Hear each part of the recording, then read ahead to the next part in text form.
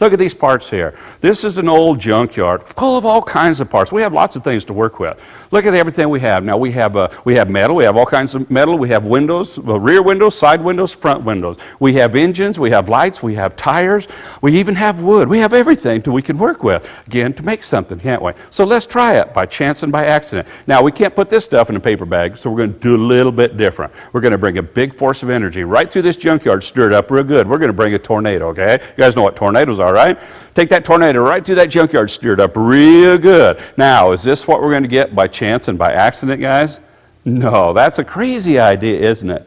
But do you know what? A couple of astronomers, mathematicians sat down once and they actually figured out what it would actually have taken to do something like this. For a tornado to go through a junkyard and make an airplane like this. At the same time, they sat down and figured out what it would actually take, what we call the mathematical odds, the chances of life ever happening by itself. And you know what they determined? They figured out that actually it would have been just about as easy for that tornado to go through that junkyard and make that airplane fully fueled and ready to fly than it would for a life to ever have started. We're talking about like a cell to ever have happened by chance and by accident. In fact, for some of you older kids in here, the probability they came up with was 1 chance in 10 to the 40,000s.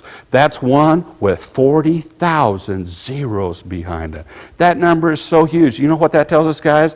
The mathematical odds of evolution happening are 0. It just could not happen. Mathematics tells us that. God also tells us that. In Romans 1:20, it says, "For the invisible things of Him from the creation of the world are clearly seen, being understood by the things that are made."